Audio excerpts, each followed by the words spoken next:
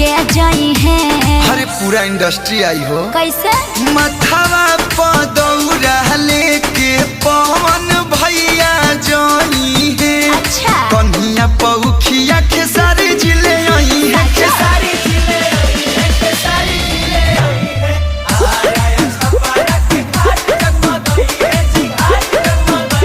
अरे बहुत अच्छा लगी जी।